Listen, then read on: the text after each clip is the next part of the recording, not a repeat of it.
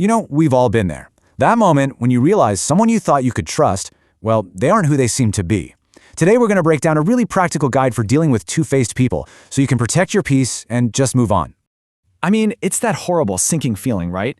You share something personal, something you think is just between you two, and the next thing you know, you're hearing it whispered back to you as gossip. It is so frustrating, it's hurtful, and it's exactly what we are going to tackle today. Okay, so first things first. Before you can even begin to defend yourself against this kind of behavior, you have to know what you're looking for. You got to be able to spot it. So let's dive in and really define this two-faced persona. Let's understand who they are and, more importantly, how they operate. So, at its core, this whole thing is about a huge mismatch between what they say and what they do. Publicly, they're your biggest fan, your most supportive friend. But in private, that's when the other face comes out, the one that's actively working against you. And, a lot of the time, this really just stems from their own deep-seated insecurity, or maybe even jealousy. And here's the really tricky part. They almost never look like the bad guy. This could be your colleague at work, a close friend, heck, it could even be a relative who acts like they would do absolutely anything for you. And that performance? It's all designed to make you feel safe, to get you to lower your guard and open up, which, unfortunately, is exactly what they want. All right, so we know who they are. But why is this so damaging? What's the big deal? Well, it's not just random meanness, it's often how they make themselves feel important or powerful. Understanding the real hidden damage they cause is going to be the motivation you need to finally do something about it.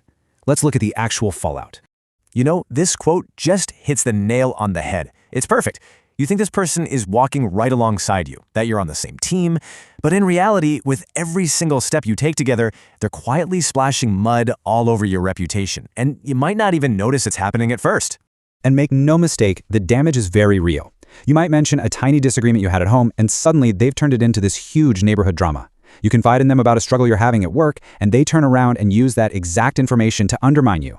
See, this isn't just harmless gossip. It's a deliberate strategy to create chaos and make you feel totally alone.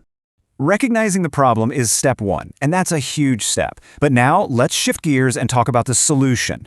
It's time to build your defense playbook, a set of clear, simple, actionable steps you can start taking today to protect your own peace of mind and get back in control.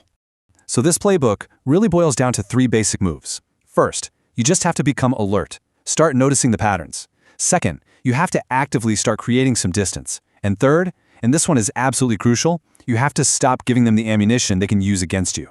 So what does this actually look like day to day? Well, picture this. You see that person heading your way, and you just know they're ready to start digging for information. You have a choice. Instead of getting sucked in, just pivot. Start talking about the weather, a movie you saw, anything totally neutral. Or have a simple exit strategy ready. A quick, "Oh, my phone's ringing, I gotta take this," works wonders. It's a powerful way to protect your energy. And this might be the golden rule of this whole playbook. Before you share anything personal with anyone, just ask yourself one simple question. Has this person earned the right to hear my story? When it comes to someone who's proven they're two-faced, the answer is always going to be no. Just remember, any information you don't give them is ammunition they can't use. Okay, so once you've started to manage your external world, avoiding them, limiting what you share, the next level of defense is all internal. It's about guarding your inner world and really mastering how you respond to their behavior. Think about it. These kinds of people, they feed on emotional reactions. They are actively looking for that moment of sadness or anger or frustration because that's when you're most vulnerable and most likely to overshare. When you can master your own emotional response, when you stay calm, cool, and neutral, you basically shut down their favorite tool. You become unreadable to them, and if they can't read you, they can't exploit you. Oh, this one is so important. When you share a big dream, like say you're hoping for a promotion or you want to start a new business, you're sharing a little piece of your hope.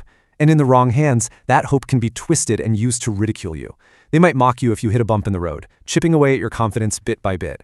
So keep your ambitions to yourself until they become your accomplishments.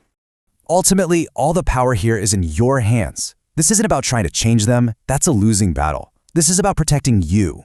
So as we wrap up, I want you to ask yourself this. What is the first, small, totally doable boundary you can set today to start building up that wall of defense? Because that right there, that's where your real power lies.